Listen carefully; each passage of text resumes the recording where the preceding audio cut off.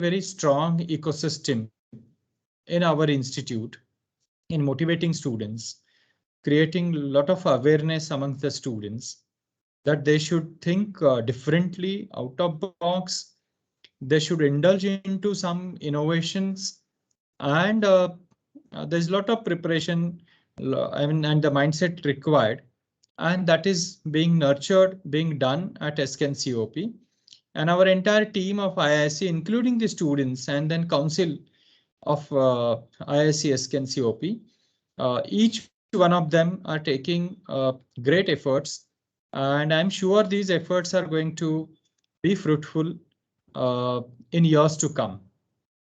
So let us keep our these attempts continued uh, all the time, and let's see the outcome. I'm sure once the sincere attempts are made, there is certainly going to be a good and fruitful outcome. And when persons, people like Dr. Savle, uh, who is going to talk on the today's topic, I'm sure our students will really get motivated, and this is what we actually aims to do. Welcome again, Dr. Srinivas, on the platform of SKNCOP, and I'm very happy to connect after a long time. And let us keep our association continue hereafter. So this is, I feel this is the beginning. Sure. And we would invite you also on certain occasions, uh, and please extend cooperation to us, because ultimately we all faculty members are doing it for the betterment of the students, and these students are going to finally contribute to the nation building, particularly through our pharmaceutical and health sector. So with these words, thank you once, welcome once again, and thank you for joining today's platform. Thank you so much. Yeah, it's a great pleasure actually. Thank you, sir. Yeah. I take a privilege to introduce to you our today's speaker, Dr. Srinivas Savle, sir.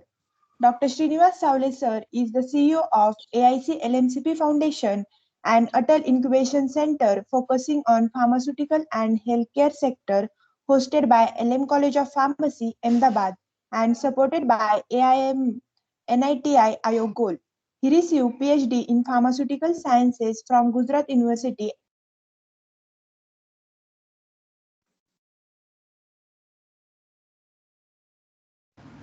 Dipti, you're not audible. I think she is disconnected, I believe.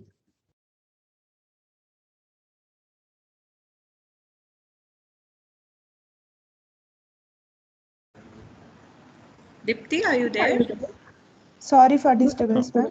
Someone removes me. No. Is it? Okay.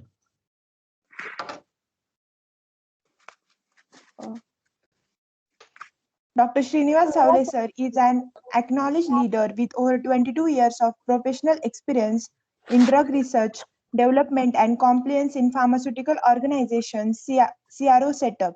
He has expertise in the areas of regulated bioanalysis, biopharmaceutics, and early clinical development, including bioequivalence for small molecules, and has been supporting pharmaceutical organizations and CROs in this area.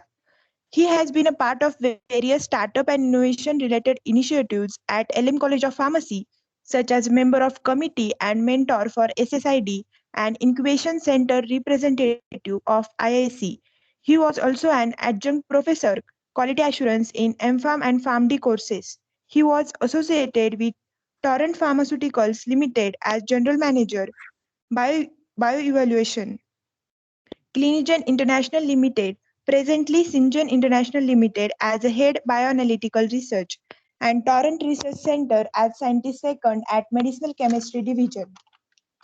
He has been a reviewer for various national and international conferences and has 22 publications, a book chapter of many scientific presentations to his credit. Now, I kindly request Dr. Srinivas Savle sir to sensitize and motivate our students by your talk. Over to you, sir.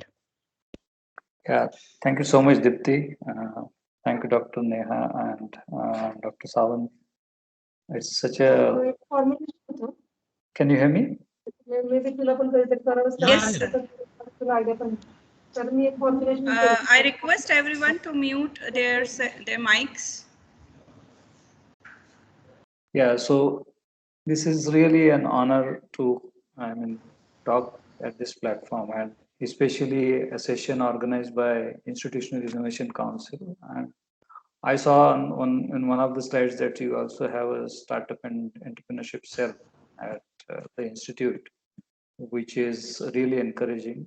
And uh, just to connect personally, like Dr. Sawant and myself, we studied in the same institute, Government College of Pharmacy, Karad, and our association has been since then. And nice to connect after a long time, and for a good cause. I don't know from where Dr. Neha got my contact details, but that was the reason I could get onto this session. So without wasting much time, can I share my screen and start going with the talk? Yes, sir. Yeah.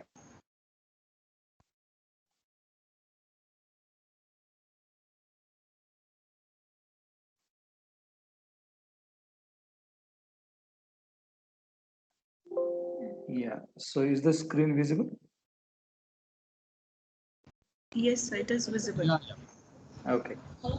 So I think what am I going to do for next 1 hour or little more is to discuss something about translating an innovative idea into enterprise, and especially in the pharma and healthcare sector.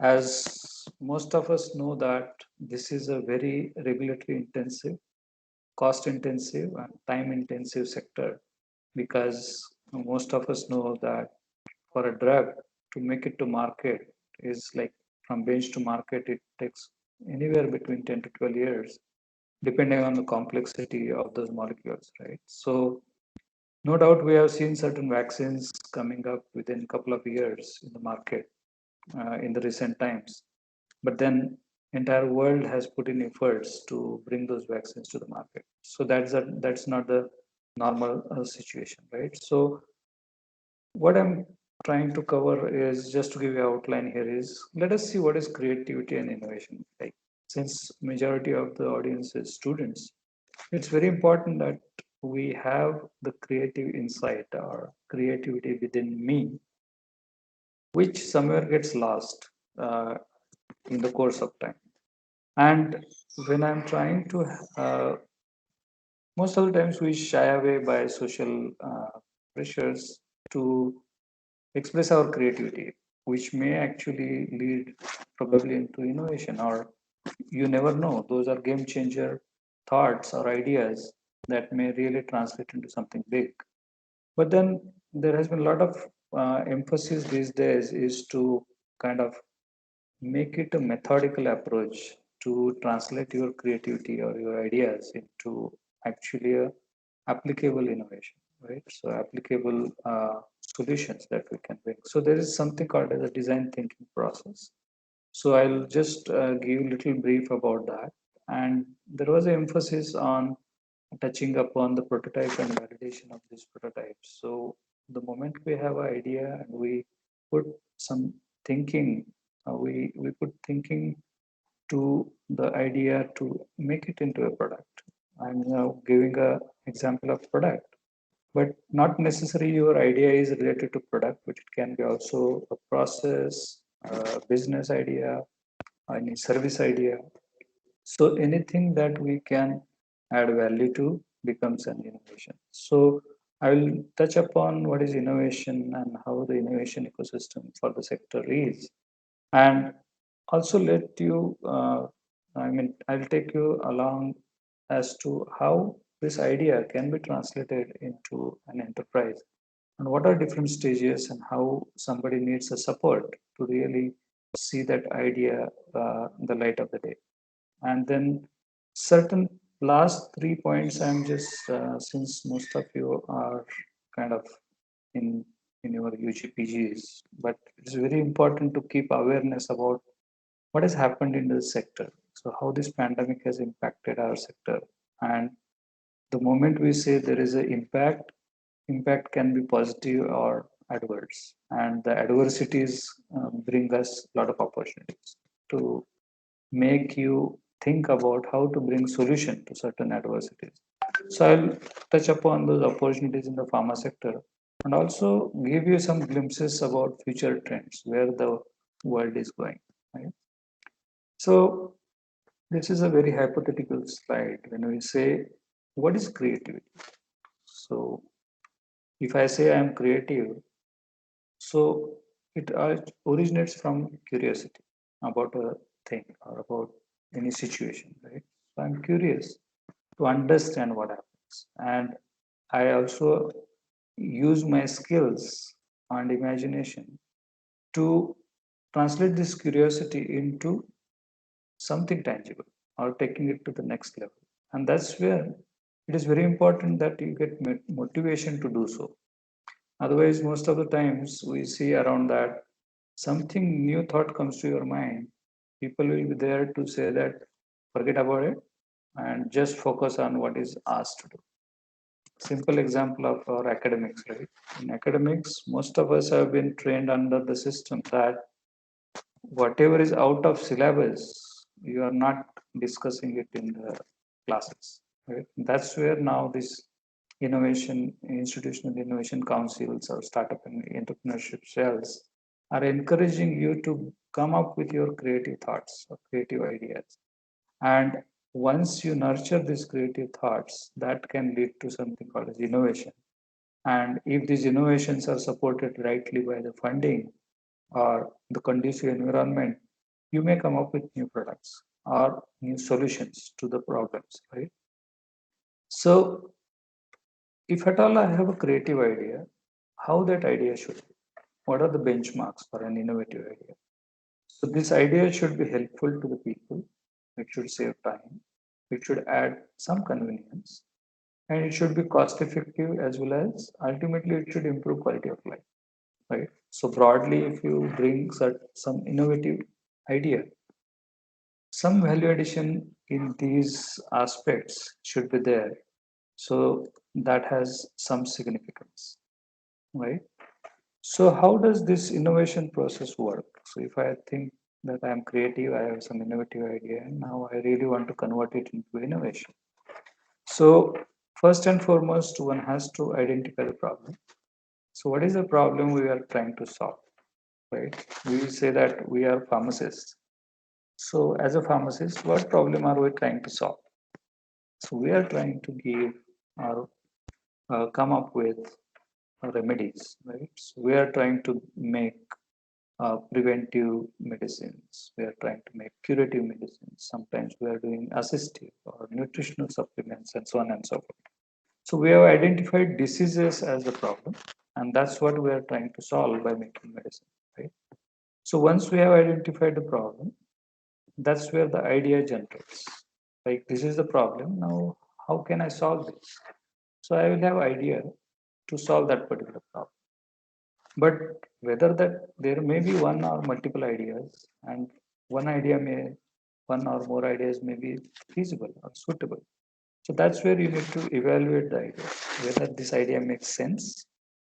Like somebody's commuting in Pune, maybe from Pune station to Karvenagar.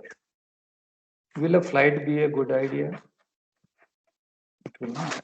It will not be, right? But if you talk about having helipads in these two destinations, probably in the future you may see high-rising buildings with helipads so that people can directly come from airport to the airport to Karvanagar. You see such things happening in Bangalore. But day-to-day commute, it may not be of use, right? So that's where idea is fantastic, but will it be convertible? Will it be applicable? Evaluate that idea for its feasibility, and then work on that idea. So this is where sometimes we also called as converting idea into a prototype or a testing model through which you test this model again and again in the iterative process and develop your innovative solution. That's where once you think that this is the prototype that I have made, and then I put it for the first use or validate it in the real-time situation. And once it is validated, now prototype validation is not a one-time process. It keeps as and when you iterate or change any specifications to your product or service or even process, you need to validate it again, right? So once the innovation is validated, you take it for commercialization. If you are with the product, maybe you have developed a technology, so you may go for technology transfer. And ultimate aim is knowledge diffusion, either through open source or through intellectual property, right? So if I develop a technology, I try to protect my intellectual property through patents. And the patent, then someone would like to license these patents and you get the royalty, right? So it creates economic value. It also creates technological advancements. And ultimately, you are sharing this knowledge that you have gained through the process, right? So today, anybody who is making generic product, they always look at a non-infringing route of making this product, right? So they want to save money on paying to the patent holders, at the same time create a new value which will ultimately translate into affordable innovation, right? So this is how the innovation process works, and it is always important that the stakeholders get empowerment through this innovation process to take it forward. Now let us come to design thinking. Now, when I said we were talking about idea, right? And the idea, how close is that particular idea as a solution to the problem? Okay? That's where first one has to understand or first learn about the audience or the users. So today, if you ask me to make one, say, wearable watch, and I want that watch to give me blood glucose levels. So what is my requirement is I want to measure blood glucose level, but I don't want any invasive method. So when I'm trying to address a problem of blood glucose measurement, I'm first understanding. So this is a problem. And now as a user, what are my expectations from any solution that you are giving? Currently, we have invasive methods. We collect blood samples or glucometers, then do the reading, right? So first empathize or understand what the user wants and then define. So construct a point of view that is based on the user needs and insights. So you understand what user wants. Based on that, you define. So now you have identified the problem. You have started working on the solution. But when you are working about the solution, you are bringing the user's thoughts and then ideate. So once you have defined how your solution should be, which is aligned to the user requirements, you actually brainstorm and come up with creative solutions or ideas. So you may have one or multiple ideas. And those ideas, then you really want to check whether this idea works or not. Proof of concept. So you have a concept. Now you want to check whether it will work or not. So that's where you are building a prototype. Now prototype is nothing but it's a representative model.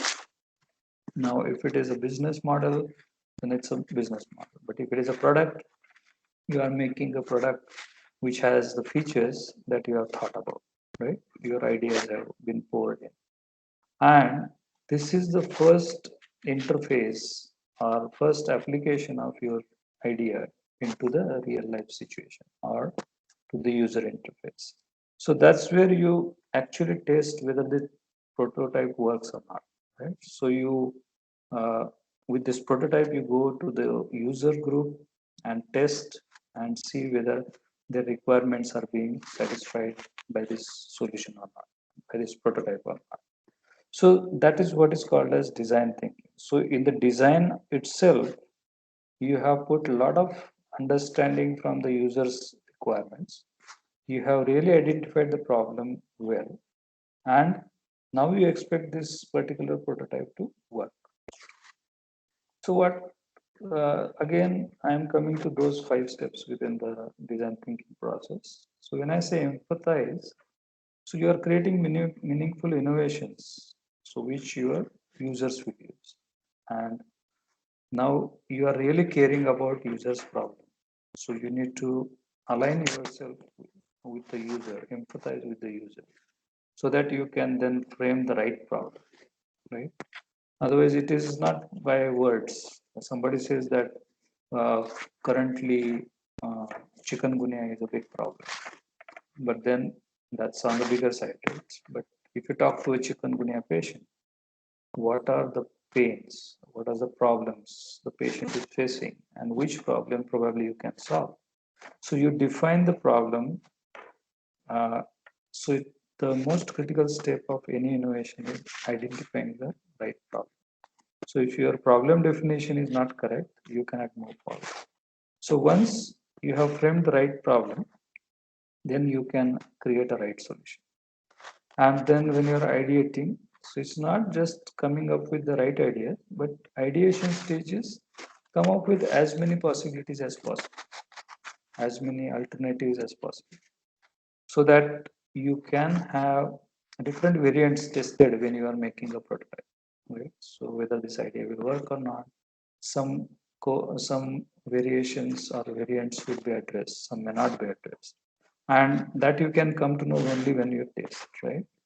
So testing is the opportunity which will make you learn about your solution and also your user, right? So it is something like tailor-made solutions, right? So earlier people used to go to the tailor to stitch their dresses. Now also some people must be doing. But then what, so there exactly the requirements or the measurements of the person were taken by the tailor, and he was stitching the dresses as per the person's requirement, right? So that's exactly where you are catering to the needs of the user. So testing will tell you. So when you try those dresses, you know whether it is fitting well, is there an issue, anything needs to be changed. So that knowledge is again put back into the product and it is developed further. This is just a crude example I gave you, but what it means is very important is you put yourself into the user's shoes, rightly define the problem. Then if the problem is well defined, you are like, it's like halfway, you are done half the job. And then come up with various options, then check which is the most suitable protocol, prototype or the product service process by testing it again.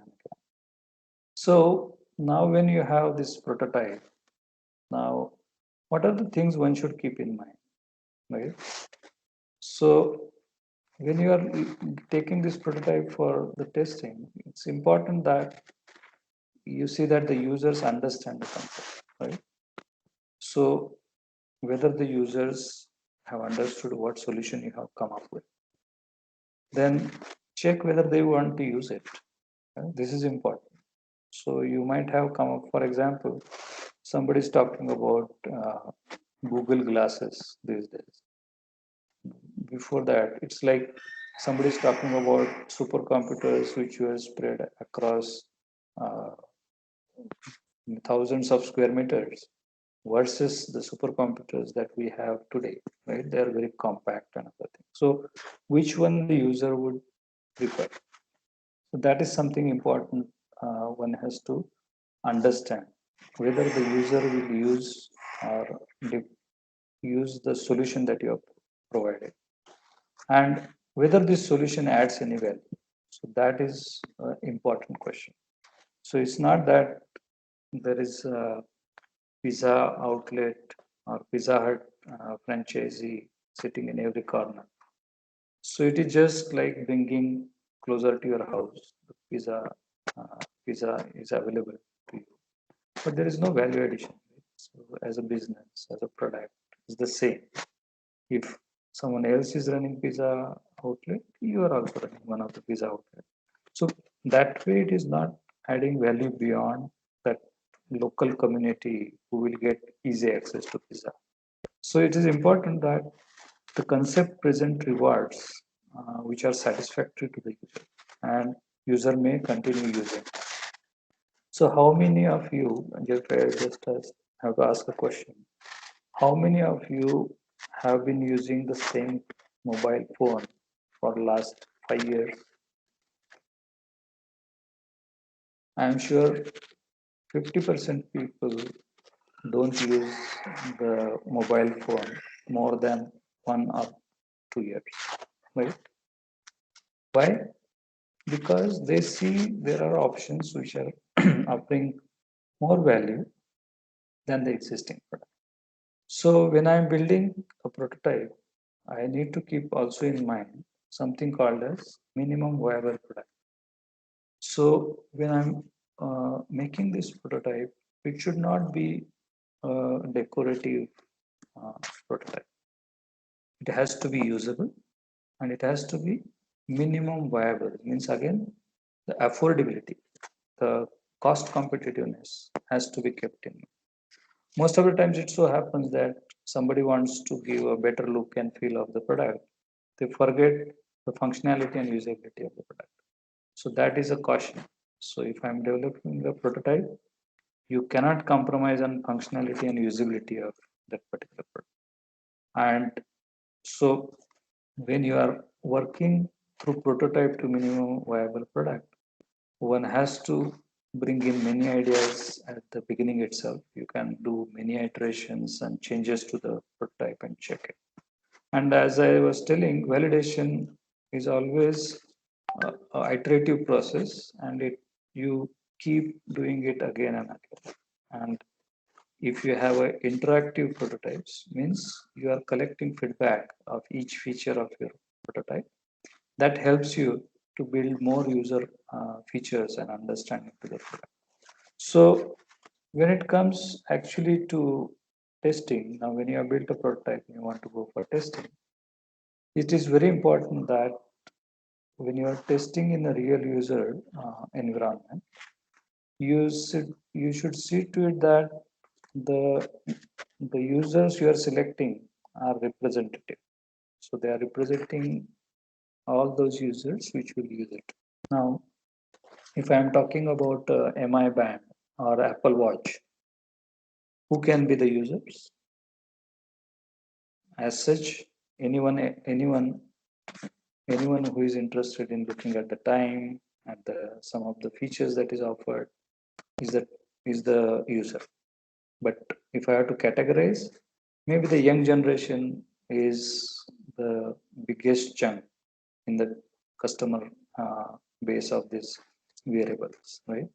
So when you are looking at testings, that's the right audience or the right set of users I should take them for the trial. So when I'm going ahead with the validation, I should have a detailed test plan or the validation plan, right? So here it is important that you identify the task to be completed as far as this validation exercise is concerned, and then you prepare those insightful questionnaire where you get uh, open-ended questions and don't give hints for those questions. Otherwise, you will get wrong feedback and your decisions will change. And as I already told about the sampling of the users, right? Set of users one should use for validating the prototype. And when it comes to conducting the test on the prototype or testing the prototype testing, you can do both remotely or even in person, right? These days, the technology helps you to also capture screenshots and build a dossier with as a test report. It is important that you engage someone who understands your prototype in and out. So that person can help to explain the queries of the users or the testing testing cohort, so that any intervention is required, any understanding needs to be built, it can be built. So it's important that you tell, when you are doing user testing, tell the users to be open and tell whatever you feel about. Let them speak aloud about features that you are testing. For example, you are coming up with a FMCG product, which is probably a freeze-dried uh, beverage, and you want to test with the users. So you may build many questions around the product, not only in terms of the functionality, but also about convenience, appearance, taste, how it looks like. And always it is a question that, will you buy it again? So it's not that only one time you will pay for this product, but will you continue paying for this product again? So these are the questions which give you feedback in terms of whether you have understood the user problem correctly and is your prototype solving these problems. So, let's say sorry.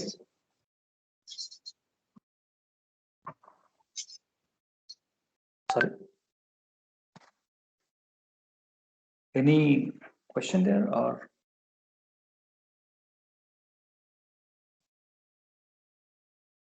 No, you go ahead, I think.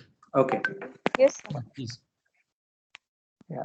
So once we have, like once we have looked at the creativity, ideation, we have looked at how to translate this idea into a prototype, how to test it.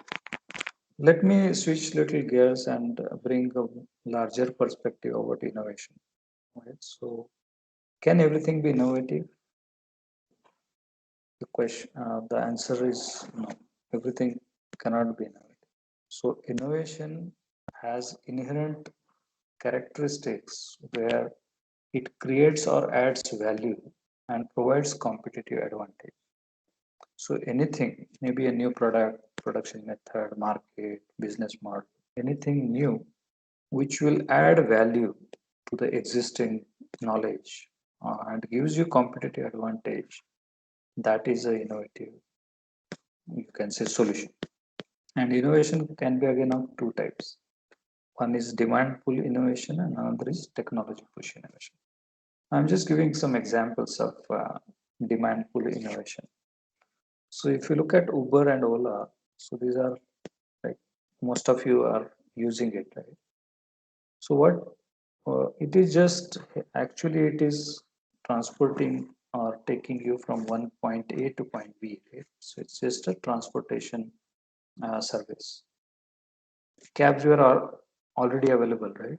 So this is nothing new, or it is not that people don't know how to go from one place to other place.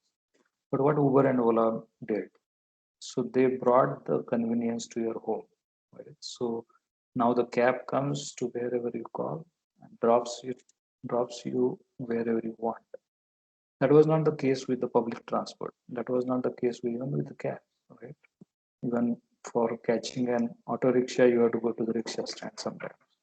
So this has actually brought a lot of convenience. Not only convenience, transparency of payments, timely. You can plan your transit times. So much effective. Uh, you can say transportation system. This Uber Ola have brought, right? So one has to be very. One has to look at as a different business model. And what did they do? Right? They are more like aggregating. So there are many people who are running the cabs anyways. So they brought them on one platform called Uber or Ola and offered these services to the masses. Same way, Netmates, 1mg, PharmEasy, as you know, they added convenience of delivering these required medicines to your doorstep.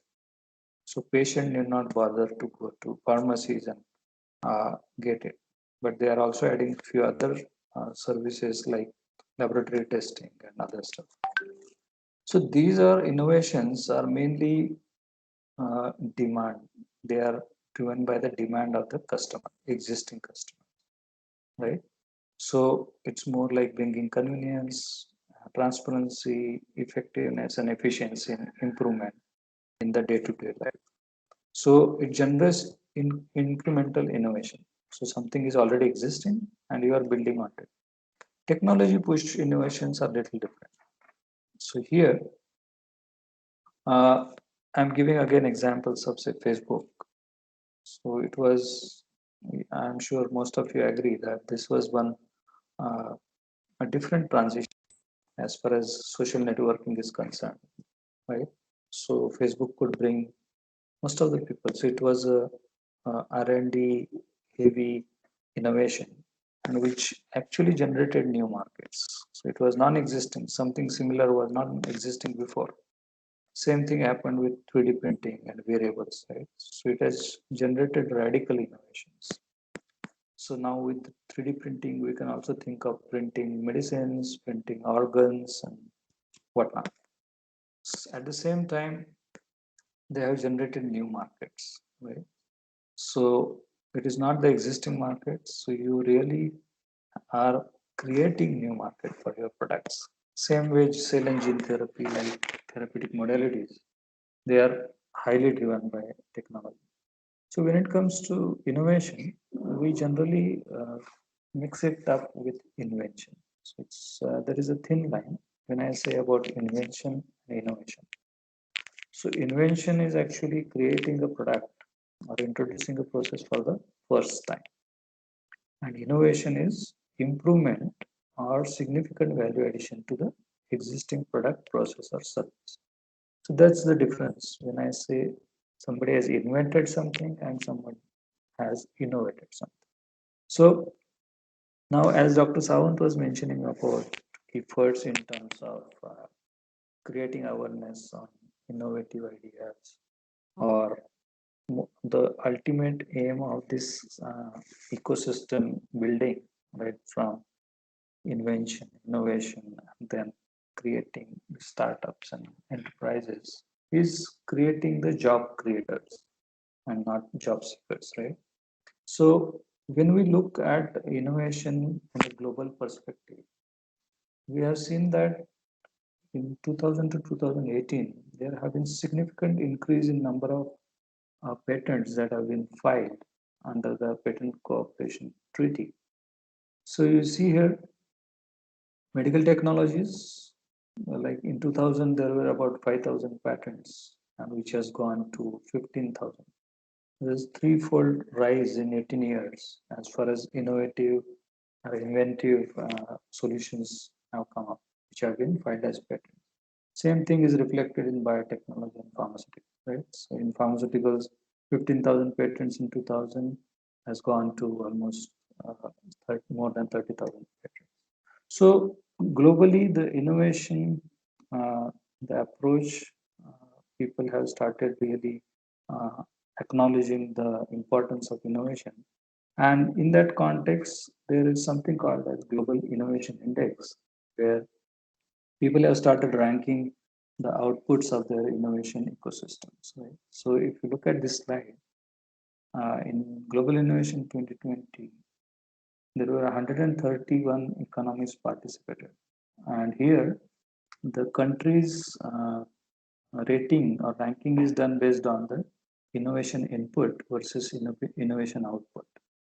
You will wonder, it's not US, but Switzerland is the first ranking country or economy as far as innovation index is concerned. And where are we as India? So we are at the 48th position in 2020. We have done really good job in 5 years. Like in 2015, we were at 81st position. We have come up to 48th position. So what it means is there is a lot of emphasis globally on innovation, and people are seeing where this innovation is helping the society. And on the similar lines, there is something called as India Innovation Index, which is launched by Niti Aayog. In 2020, you will see that these are the rankings for the states, union territories, and northeastern and hilly states.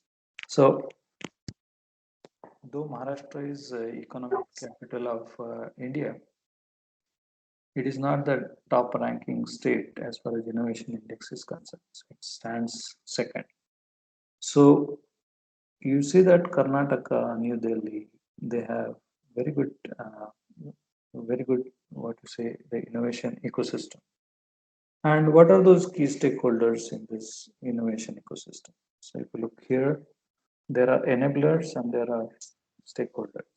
Right? So if I have to really have thriving innovation ecosystem, so I should have good infrastructure, good funding support, financing, and importantly, the policies or the regulations should be supportive for innovations to thrive.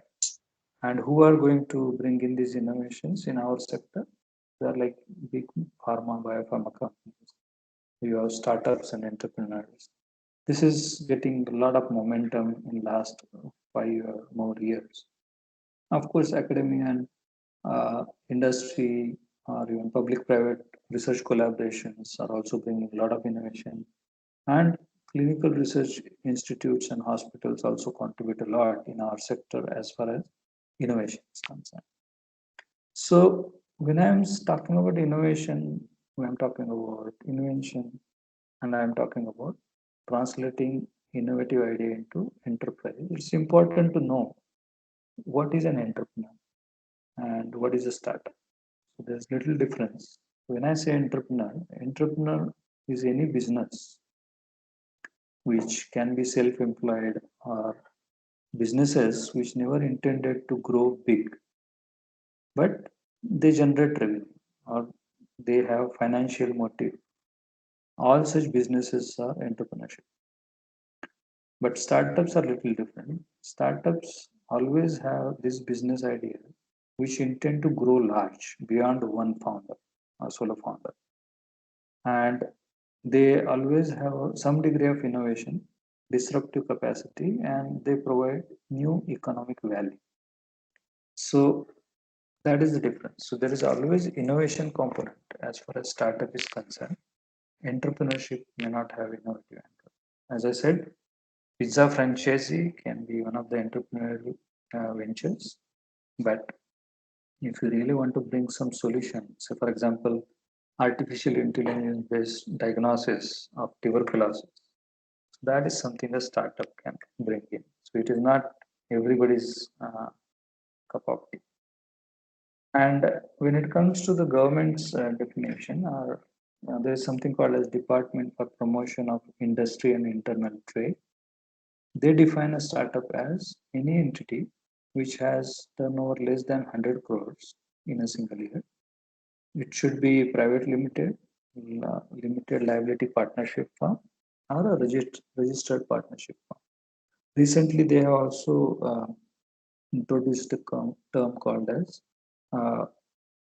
OPC, that is one person companies, and these companies should be 10 years or younger.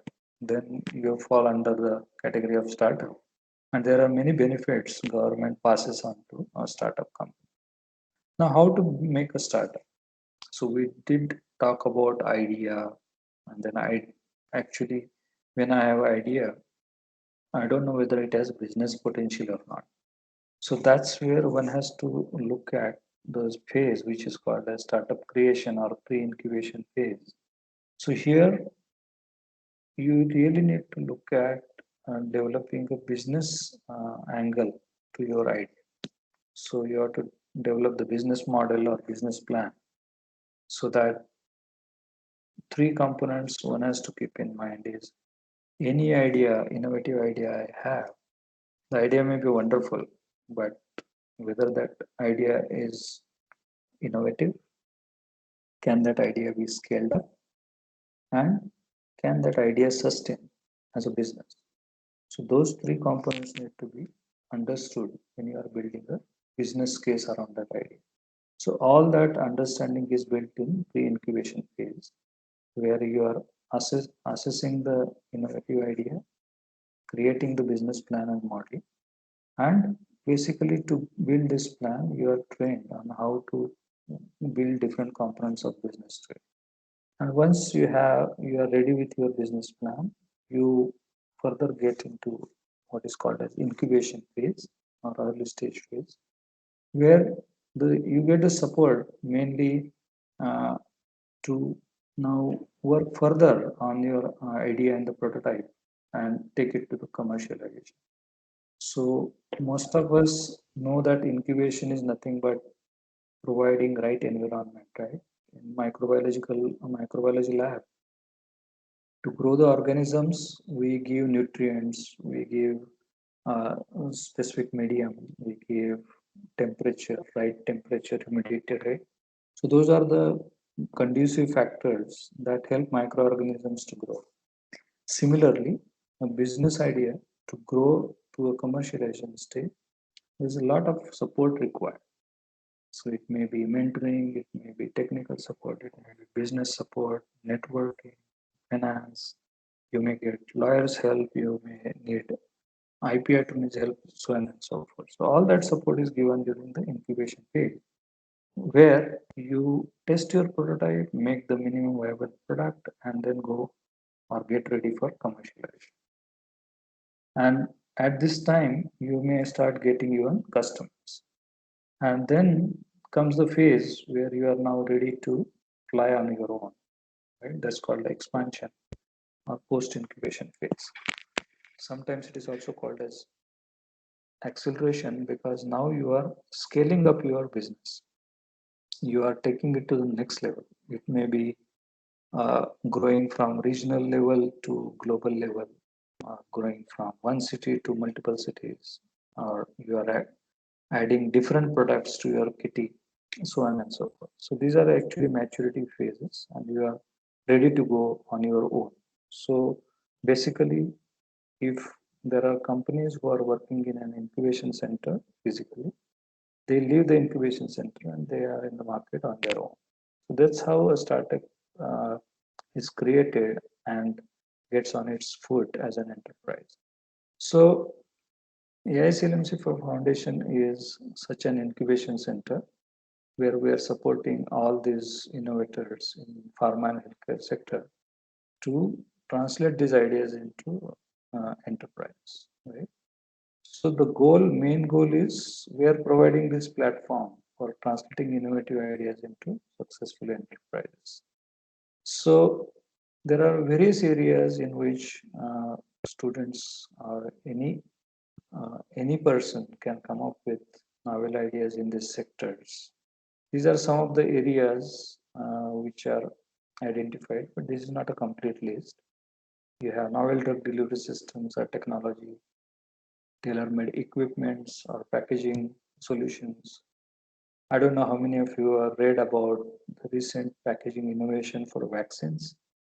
So one of the company has made a vaccine outer pack which gives you color indication of temperature exposures. So if the vaccine has got exposed to higher temperature for a certain time, looking at the outer carton itself, you will know that it has lost its efficacy, or there is a compromise on the efficacy of the vaccine. Novel APIs, excipients, phytopharmaceuticals, nutraceuticals. These are the areas where a lot of newer and newer solutions are coming up. We have seen in pandemic, testing was again, testing has seen a big thrust. So all these diagnostics, diagnostic kits, medical devices, novel testing tools. Then also there is a lot of research or innovation happening as far as patient care is concerned. So there are many tools which are designed exploiting technology, which will help the patient to track their health records, they look at their medicine adherence, and so on and so forth. And of course, there are a lot of different types of medicines that are coming up.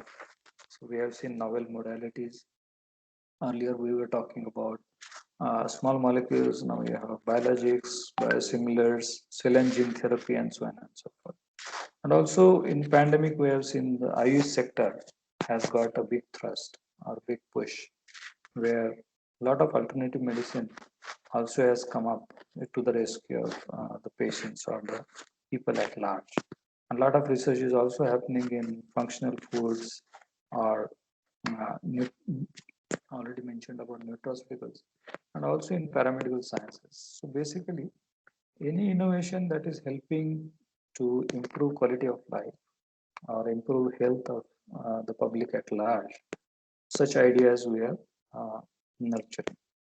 And so if you have such idea, you may need something called as a 360-degree support, which an incubation center provides. So you have idea, but you do not have technical expertise. So that's where we can provide the domain expertise in the pharma and healthcare sector. We also provide a network, wide network, so that you reach the right people at right time to get right support. It can be reaching out to the experts in the field. You can reach out to the users in the field, and so on and so forth. And we also developed a pool of mentors. So these are again experts in different fields. So like we have a IP attorney, we have lawyer, we have investors in the mentor pool. We have many founders, startup founders. We have technical expertise in the mentor pool. And we collaborate with different industries and institutes, also the hospitals and other professional organizations, so that if you need a specific, say for example, user base, so through this collaboration we can facilitate. You need certain high-end equipments, through this collaboration we facilitate. So we also support them with business strategy, regulatory understanding, supply chain requirements, and so on and so forth. And last but not the least is the facilitation of funding. So all this, if you really want to convert your idea into business, you need a lot of funding support at different stages. So that's where we bring in angel investors or venture capitalists, and also facilitate funding through the government agencies. So that's how an incubation center supports the innovators to become entrepreneurs. And as I said, pharma healthcare is a cost intensive, resource intensive sector. So we are also created state-of-the-art laboratory facilities where students or innovator can actually work on their products, build their products, test their products. They can also use preclinical facility at LM, library, and any other requirements, like we offer them office spaces. So it is as good as you have your own company. Right? So you have offices, cafeteria, conference room, and everything.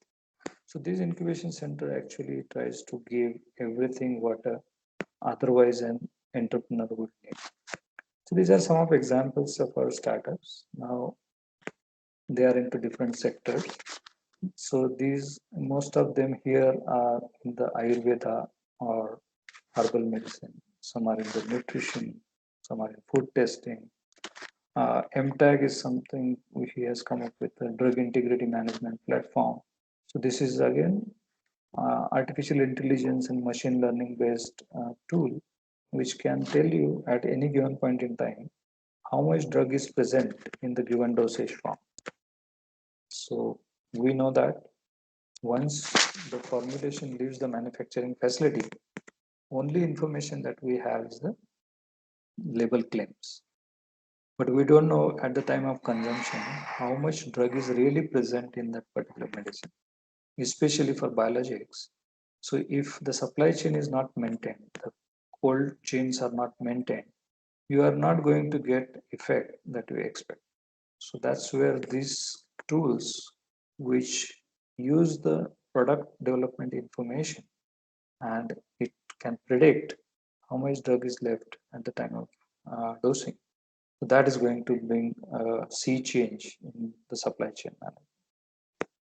There are other startups like Repligen works in cell and gene therapy. So is the QRL Biosciences. This is custom synthesis chemistry based startup. Place focuses on enzymes, which are otherwise we are depending on the imported enzymes. Anya works on oral administration of peptides and proteins. So they have developed a specific platform which can be used for delivering these peptides and proteins by oral route. NDF works on functional foods. Why I'm showing these examples is students may get ideas in different sectors, they may have ideas in different problem sections, right? So these startups are more like technology based startups. So like Rises works on diagnostic decision making, which is again artificial intelligence based solution. Medicine has come up with a hardware software tool which can improve the medication adherence, right? So you get reminders for taking your medicines, and that's both as alerts, as physical alert, as mobile alerts, and everything. Bionic is a world's smallest device which can monitor the environment, and it can tell you about what precautions you need to take care if you are getting exposed to a specific atmosphere, so on and so forth. So this is another interesting startup which has come up with a mannequin with a software, and his aim is to replace all the experimental animals. So he has created, currently is already have a rat mannequin, and all experiments related to rat you can study using this software hardware. So you don't need to uh, sacrifice rats for the experimentation. So he also can do that for the higher species, and also ultimately wants to have the same technology for human experimentations. Now, this is another interesting startup, which is he has something called as electronic tongue, which is third in the world. What it does is with the electrochemistry based sensors, it can quantify taste, odor, flavor.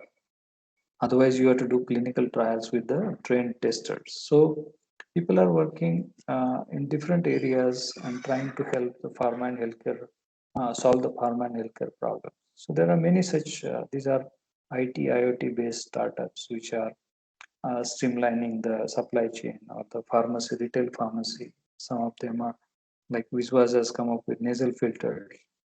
Pure Cups has come up with menstrual cups. So these are like so environment friendly that in the entire menstrual life cycle you need only 2 cups, 2 or 3 cups. So you can replace all these non-degrading sanitary napkins. So these are some of the examples where people have translated, they have identified a problem, they worked on the prototype, they have done the user testing, and some of them are already in the market. So now the third aspect to our sector I'm bringing now to you is, so uh, we looked at creativity, we looked at idea, then how that idea actually converts into a startup, and how a startup can become an enterprise. So all that we have seen, and now it is interesting for all of us to know due to pandemic, there has been many changes. So we have seen unprecedented, or we never thought of situations like today. I am talking to you on a virtual mode, right? Which otherwise we would not have expected. We would have mostly the physical interaction. This talk would have been physically done. But looking at the pandemic, so especially the pharma sector, before pandemic, most of the pharma companies started feeling uh, loss in the margins, or the margins were decreasing. But that was not the case for the small biopharma company. So they created certain biological solutions, like most of you have heard of Moderna's case, right? They have come up with the vaccine, which is further taken a big leap. Similarly, so you're commercializing these assets. I mean, these companies started commercializing these assets, but specialty products actually continued to grow, and generic and biosimilar products got big boost. This was just before pandemic, and then the pandemic came. Right, so the pandemic, as you can see here, this is WHO's dashboard. We are now hitting into third wave, right? So we are little worried about how it will go. So there have been a lot of confirmed cases, many deaths, more than 4 million deaths reported. But to the problem was people are actually the fatality was a problem. That's where entire globe came up to bring a solution. So problem was this COVID-19 infection, which was fatal, and solution was to come up with a vaccine. So now we have seen that there is like more than 4 billion people have already been vaccinated, right? So pandemic actually put a lot of pressure on the economies. The government has to push in a lot of money in the healthcare. Further, you would have seen that you are not visiting your doctors during this time, right? Because of infection, threat of infection.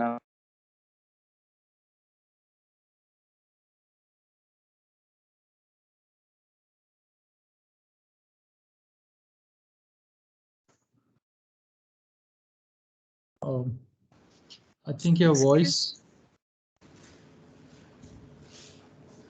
We are not getting your voice.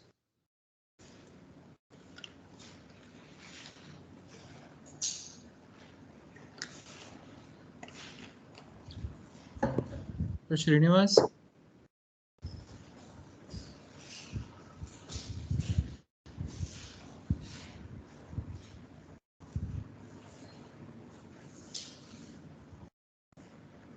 Hello?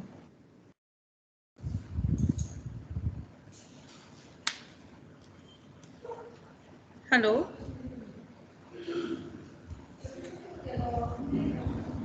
I think he is mute. No. Can you hear me? Now it is okay. Okay, and can you see the screen, or I think I lost in between? No, not screen now.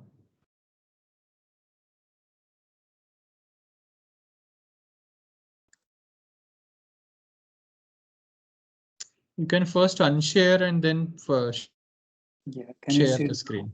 Can you see now? Yeah, now it is okay. Yeah. Okay. And All was right, was this the slide where I left? No, I think it was earlier slide, or yes, this was the slide that you were here. Okay, so I think just for a fraction of seconds we lost. So I was telling about this is what happened with the pandemic. So the solution vaccine, people come together, both regulators, the pharma companies, biopharma companies, every stakeholder come together and brought this solution as vaccines, right? So as I was telling, the pandemic has a huge impact on the economies, on the patient workflows. The supply chain was not sure because right, everywhere there was some places it was lockdown, some places there were different regulations, so there was no movement of even materials, right, other than the essential goods within India, right? And globally, all the flights stopped, right? There was no import or export happening for a long time. In the communications, all communications went viral. Hospitals did not admit patients other than COVID patients, right? So the clinical development got a huge impact because of this pandemic. And you also would not have heard much about new products being launched in the market during this pandemic, right? So this was obviously not the normal thing to happen, but people have actually looked at it, and there was opportunity for generic medicine. So the essential generic medicines have always been around and helping the needs of the patient. So the biggest impact this pandemic threw was on the supply chain. So the entire chain was disrupted, right? From planning of medications or supply, even APIs were not available. If at all they were available, they were at huge cost. And people started stockpiling the API for their products. They were not sure about the timelines of making the products. People were working at half the capacity because of the infections. And of course, uh, as the API finished, those formulations got disrupted. But natural, the packaging and further logistics and taking this medicine to the rest of the cycle also got impacted. And there was disproportionate, or there was what you say, the priorities of medicines also changed. Only the antibiotics or the COVID medicines got priority. But people made also best use of this opportunity where some of them, they really started producing only COVID related medications, right? So people had to expand their capacity, those who are working in the COVID segment. So not only the manufacturers, but even the wholesalers, pharmacies, patient didn't get medicine on time. And we have seen very tragic situations where just because the patient didn't get medicine on time, they have lost their lives. People were waiting in the ambulances to get the treatment outside the hospital, but then their turn never came and they lost their lives. So this was a very tragic phase where there were a lot of problems thrown by pandemic in the entire supply chain. But then later, once the lockdown started lifting, there are like small signs of recovery, right? And patient again started going to healthcare providers. Face-to-face meetings have kind of uh, coming back to not normalcy, but much improvement is there. So this has led to slow recovery in the economic side, and also the backlogs of treatments have been reduced. So it has been important for the companies to come up with pragmatic planning and improve the customer engagement as we go forward. So just we were discussing before start of this talk about the situation about doing the online classes on campus, right? So you still have uncertainties and you don't know when those things will be possible.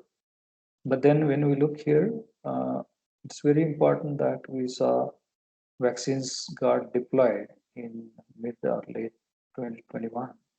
But whatever we were seeing before pandemic is not going to be the same after pandemic. So that's going to be a new normal. And the new normal will see that the supply chain get the highest priority. So that's what exactly happens here. And pharma sector again facing problem with shortage of APIs or APIs getting most, like all of you know that majority of pharma manufacturers were depending on China for either intermediates or for the APIs. So that has a huge impact. And slowly the things are becoming normal across the globe.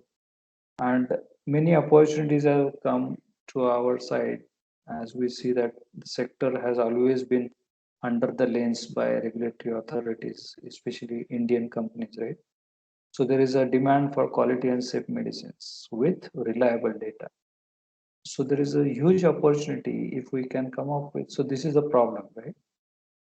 People were doubting quality and safety of medicines which are produced in India, and the data is not reliable. So that becomes a problem statement, and we can come up with solutions for these problems, right? So people have started using laboratory notebooks, electronic laboratory notebooks, and other document management systems. That's a innovation, and that's coming to the right use. Similarly, government started talking about price control. So it is important we have efficient and cost-effective value chain. So this is another big opportunity for us, where we can come up with novel solutions and help the industry in that context. You will see that many R&Ds are deploying technologies to improve the efficiencies. Next, another big problem was fake medicines or the counterfeit spurious drugs, right? So identifying these drugs, tracking them in the supply chain is a big challenge. So one can work on, along with technological interventions, one can solve this problem.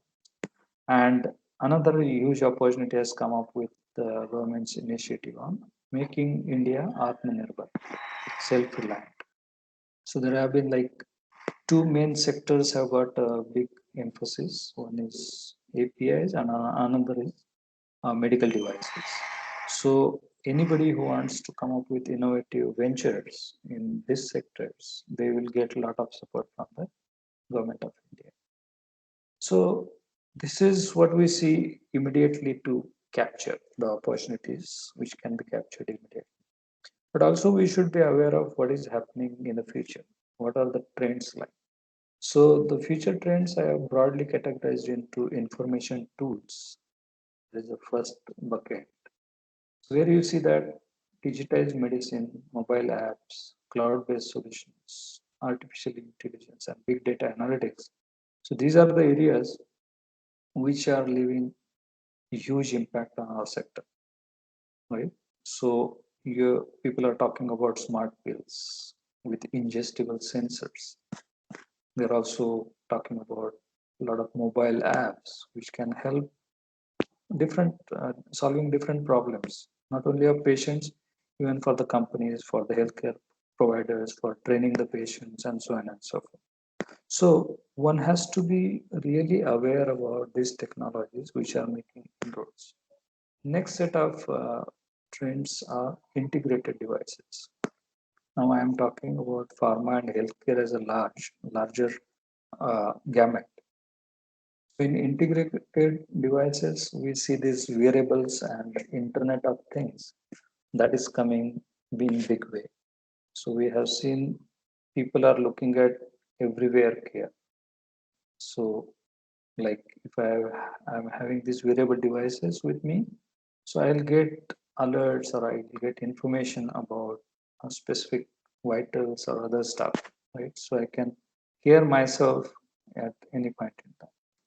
Quantified cells. Now, this is something which is a lot of research is happening on, where you will see there are body sensors which will give information about our physiology and our health condition, and this can happen real time. Then you have virtual medicines.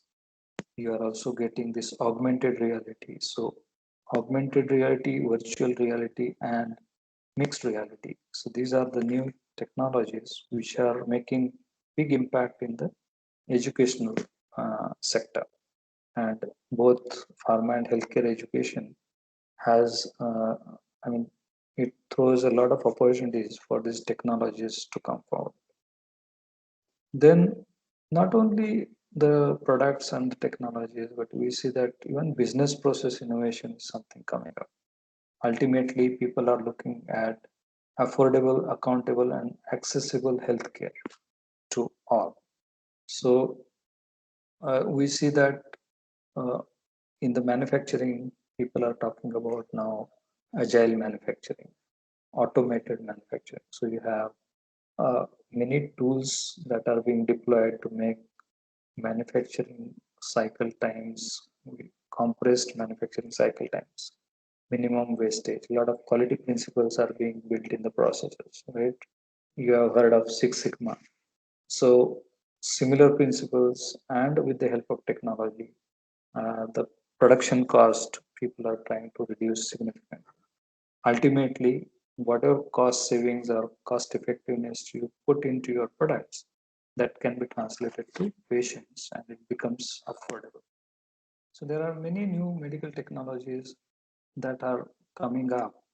Some of them are already in the use, like nanotechnology. You are quite familiar, right? Biologics also have made big news in last decade. Genetics and stem cell research, a lot of work happening in neurology area.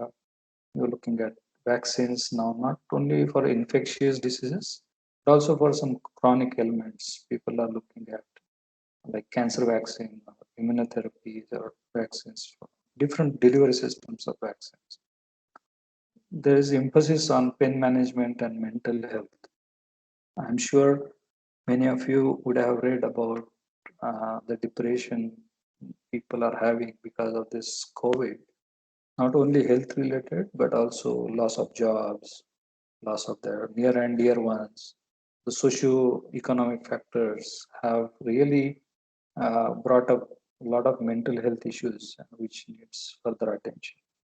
Even there are many technologies such as medical devices, imaging and diagnostics, precision medicine, and regenerative medicine. These are again new areas where there is science and technology are working hand in hand to bring better solutions to the problems. And as I already mentioned, even the organizations are bringing in process innovations, right? So how the healthcare research is conducted or how the healthcare is delivered, right? You will see here that medicines are delivered with drones, right? Or you are doing remote monitoring of clinical trial patients, and so on and so forth. So there is a lot of process innovation also happening. So the entire pharmaceutical value chain, right, from drug discovery to selling the drugs or even post-marketing, at all stages, there's a lot of potential to bring innovation, to make this entire work experience more affordable, more accessible. So if we can do kind of like most of the generic players, what they do is they target a cost of 1/100th of the innovative product. That's how they can reach to masses. So ultimately, both the pharma and healthcare sector is trying to alleviate the pain or the problem of the uh, human at large, right? So any effort or any innovation which can add incremental value or even they can add disruptive value in the pharmaceutical value chain, that is most welcome.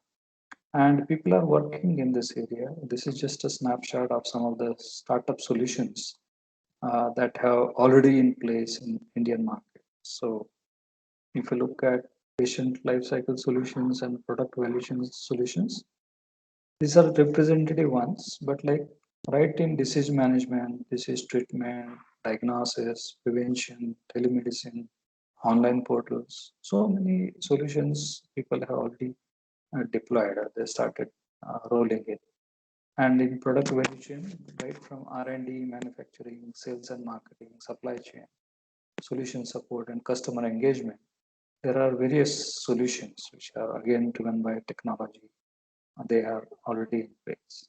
So, well, this slide is just to give you perspective as when I'm trying to come up with a or identify a problem area. One of the approaches people are looking at what are the top causes of deaths. So if I identify death as a problem, what are the different uh, disease conditions that have fatality as the outcome? And they have been ranked here, like in 2019 ranking, you'll see that ischemic heart diseases is the top reason as far as the diseases are concerned. So if I am coming with idea or a solution for either prolonging death, improving quality of life, or uh, kind of treatment for certain diseases, probably this information will help me to target which particular area I would like to work. And as I already mentioned, there have been various technologies like AI, variable, cloud-based, blockchain, genetics, and AR/VR solutions are already deployed in R&Ds.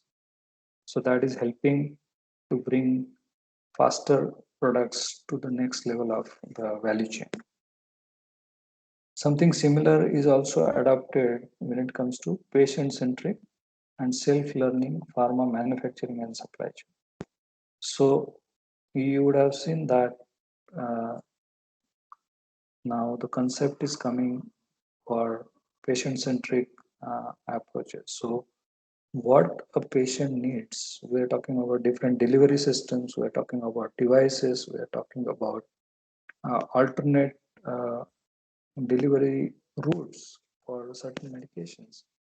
So we are trying to bring in that convenience to the patients. Now, while doing that, even the manufacturing and supply chain needs to be uh, updated accordingly.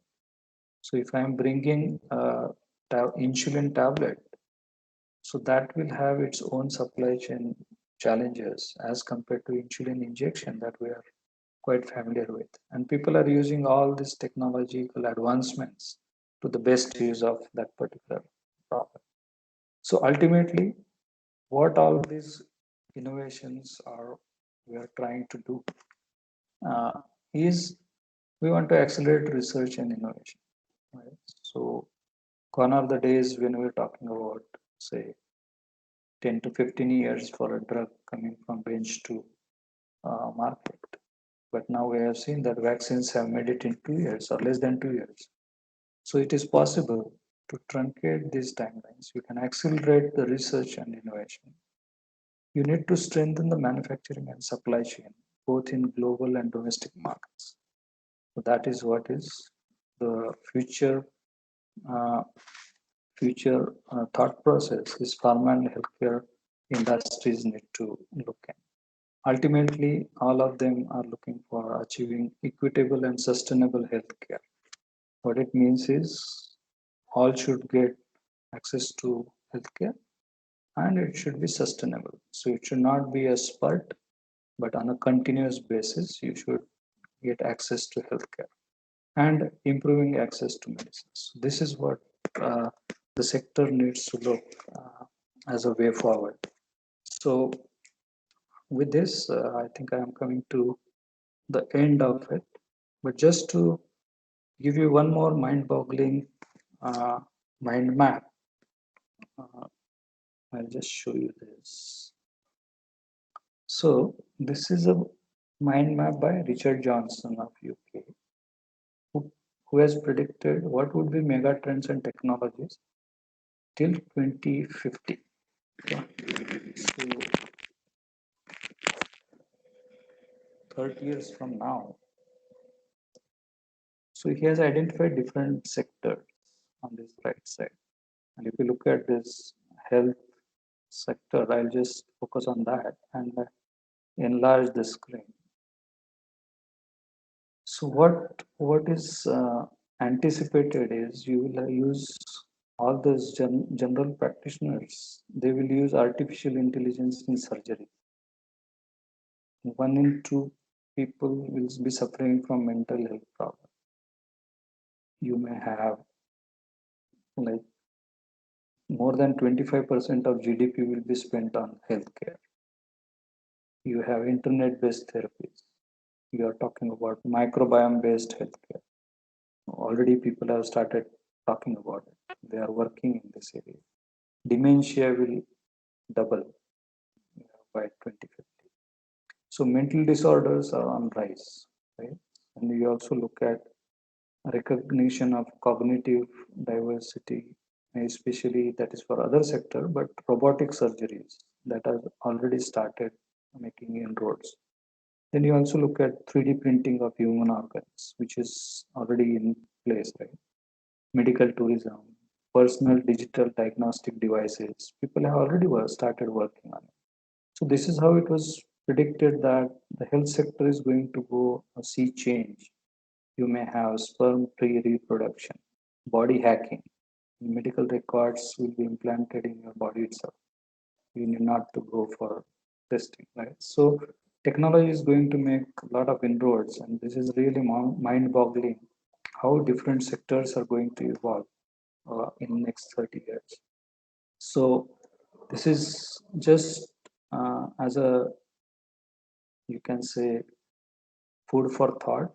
And with this, I don't know if you can read this, but what I mean is I'm trying to ask you if you have any innovative idea in pharmaceutical healthcare, then of course, as an incubation center, we can definitely help you to take it to the next level. So with this, thank you for almost 1.5 hours. I have done a monologue, but with this challenging time, please stay safe and stay healthy. And if you have any questions, I will stop sharing the screen now and we can discuss.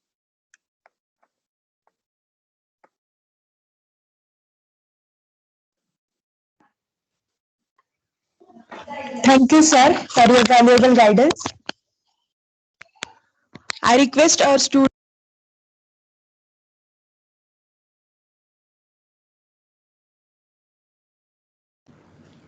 Dipti, you're muted. Thank you, sir, for your valuable guidance. I request our students and the faculty members, if they have any questions, they can raise their questions.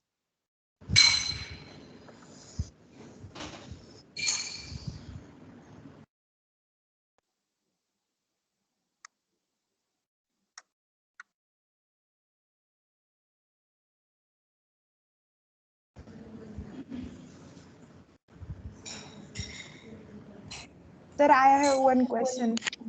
Please go ahead. During pandemic, many people have come up with homemade products with wonderful results, especially cosmetics. So how can they initiate proper commercialization or go ahead with their product? Yeah, now the moment we talk about cosmetic products, if you really want to get it into market, you need to get through the permission, right? You need regulatory approval for such products, and you need to follow, like in India, as you know, you have to prove the safety in by doing animal studies, and then you take it for the human trials. So depending on what is the claim, what claim of that cosmetic you are trying to make, you will have to build that supporting data. So homemade products, generally it happens that we try on our friends or family, and we claim that it works wonderfully. So now but the product doesn't make it to market just by taking opinion of the near and dear ones. So in pharma field, as you know, we are generating scientific evidence as the proof that's your prototype validation.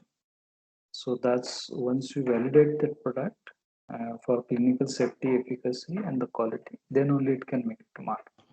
If somebody wants to take their homemade product to market, definitely they will have to generate this supporting data to get marketing authorization. Thank you, sir.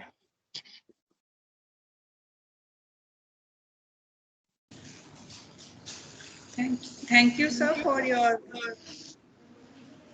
elaborate and interesting and explaining past, present, future trends in innovation and technology, especially in pharma and healthcare sector. With minute details, you covered all the minute details. Our students must have surely been motivated and sensitized by your talk. So I wanted to ask a question. So you mentioned about so many startups which were incubated at your incubation center. It is indeed very commendable. So what is the timeline required, or what is on an average time required to convert an idea into a startup? So it varies based on the idea and what problem you are trying to solve. For example, if you are coming with just a platform or a IoT based solution, which doesn't need many of these regulatory clearances, regulatory certifications. So those can be a faster turnaround from idea to market. But if you are working on hardcore medical modalities or the treatment modalities, it will take incubation center can support maybe for 3-4 years. But next, when the formulation or a product is ready and needs to go into clinical development, I think that will have its own time to reach to the market. So it all will depend the time from idea to market.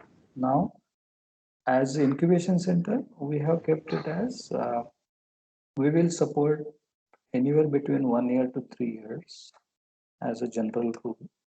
And strategically, some of the solutions which make real sense or they need further continued support, we may continue supporting them, the incubation center. Okay. Thank you, sir.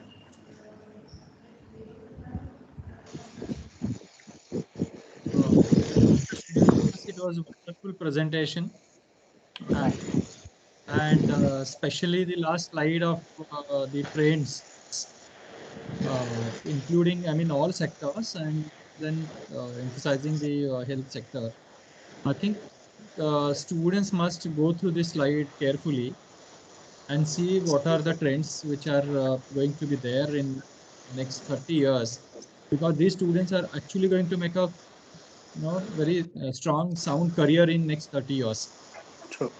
So my appeal to all the students would be to focus on these incoming trends and try to invest your time, your energy. Maybe if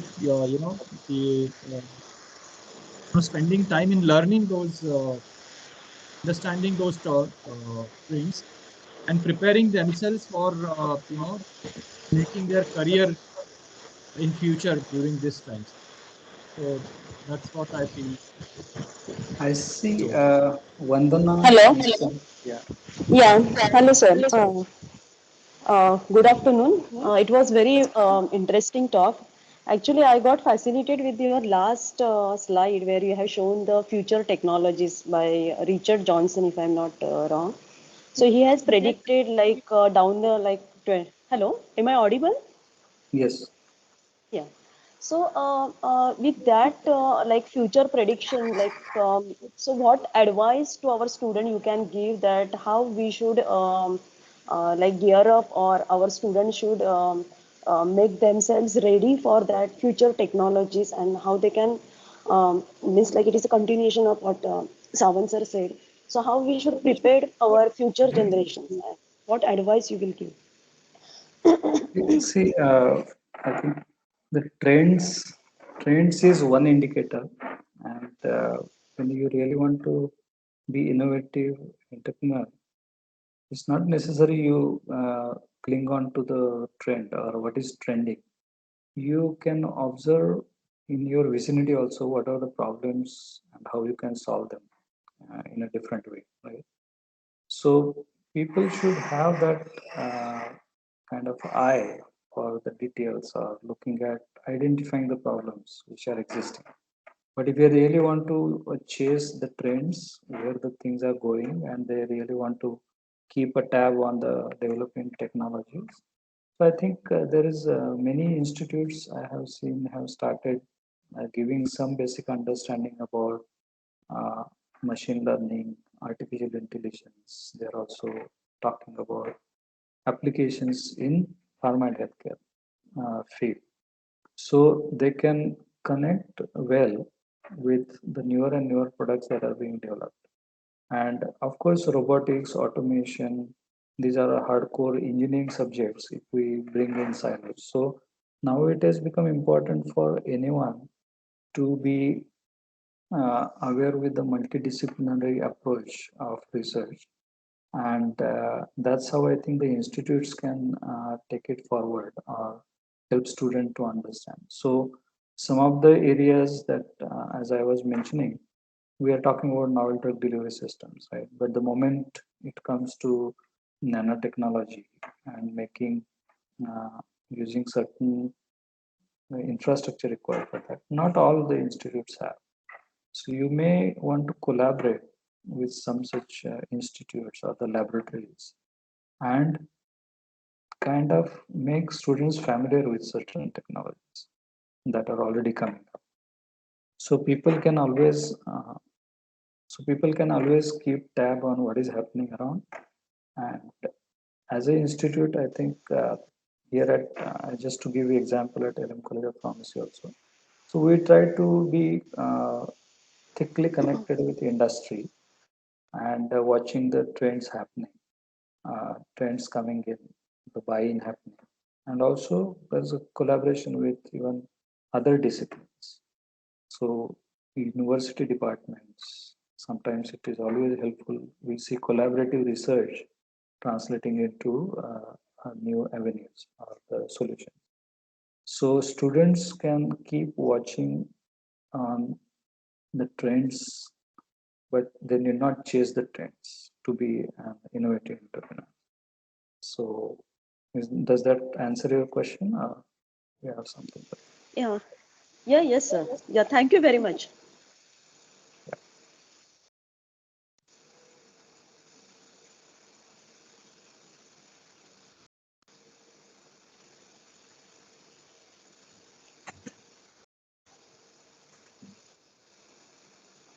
Are there any Dipti, are you there? questions? Are there any questions?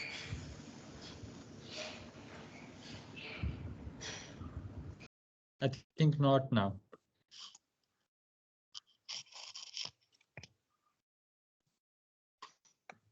Anyways, madam, you can now conclude. Am I audible, ma'am? Yes. I deem it a great honor to propose a vote of thanks. Firstly, I would like to thank Honorable Professor M.N. Navle Sir, Founder President STS, Dr. Mrs. Suranda Navle Ma'am, Founder Secretary STS, Mr. Rohit Navle Sir, Vice President STS, Mrs. Rashna Navleshtekar Ma'am, Vice President Admin, Professor S.N. Navle Sir, Vice President STS. Special thanks to our today's chief guest, Dr. Srinivas Savle Sir, who despite his busy schedule and guided us. I thank our respected principal, Dr. S.D. Savant Sir, for his support. I would also like to thank all teachers, staff, and students. I request all of you to switch on your videos for group photos.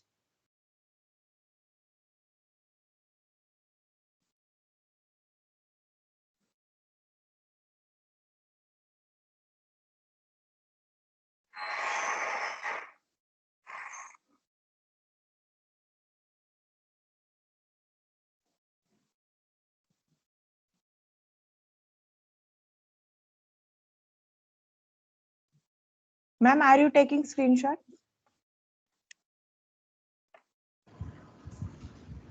Yes, Dipti.